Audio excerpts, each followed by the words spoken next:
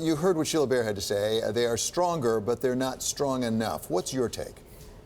I have great respect for Ms. Bair, but I would say that the banking system today is very strong.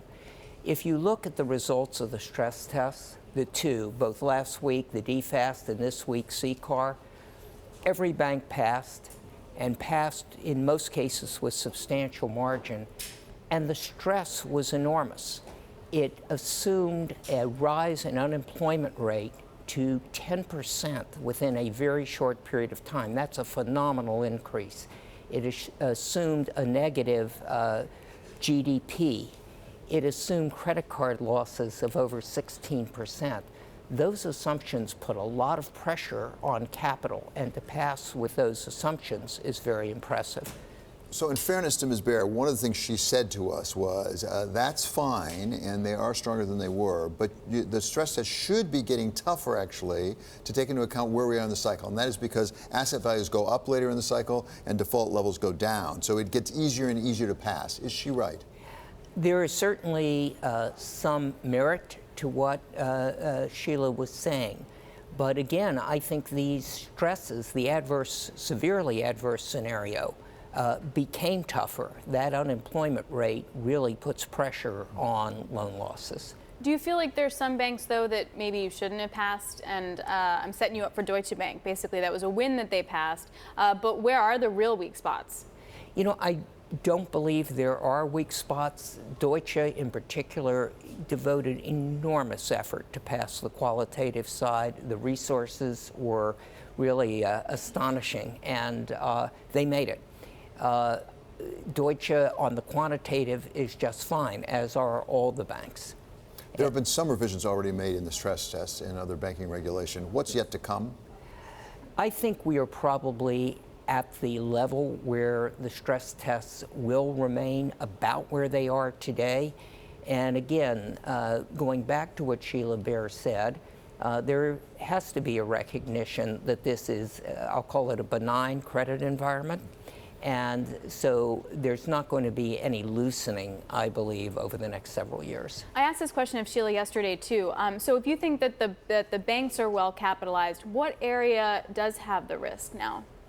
You know, I always worry about risks in areas which are less regulated, and whether we are talking about non-bank financials, whether we are talking about virtual currencies, those are the areas which bother me. One of the things that we've seen is an adjustment in the regional and community bank regulation versus the so-called SIFIs, right? Right. There was projections that there'd be a lot of mergers and consolidation in that area. We had one in BB&T. We haven't had others. Why is that? Yeah, it's been surprising in a way because there are compelling factors which should produce more bank mergers. The advantages of scale, which were emphasized in the BB&T SunTrust merger, represent one of those factors, competition. But I think the real factor that has not produced a wave, at most a ripple, of bank mergers is the fascination, almost infatuation, with tangible book value earn back periods. And it's just a question of math and accounting. And if you pay a market premium, you're going to have tangible book value dilution and a earn back period of somewhere in the 5-year area. And so if you have that, you'll be punished in the marketplace, etc. Your stock price will take a hit because of that. Exactly. The market seems to react almost automatically to a lengthy earn back period, and quite negatively. Address one other issue. We heard Sergio Amati, the head of UBS, just recently say that the regulators in Switzerland are going way too far. They're too worried about the too big to fail that they really are holding back his bank. Where is the situation with Europe and Switzerland specifically? I think the mistake here may be to talk about Europe as a whole, and that's why your point is so right when you talk about Switzerland in particular, because I think the Swiss capital ratios and requirements are very tough, but they are country by country, and some countries are quite rigorous, and not sure that is universal throughout Europe. At this point, is regulation in the United States holding the banks back from helping the economy?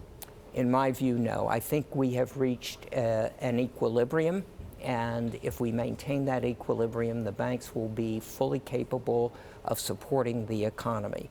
But much more, and then you do have a problem.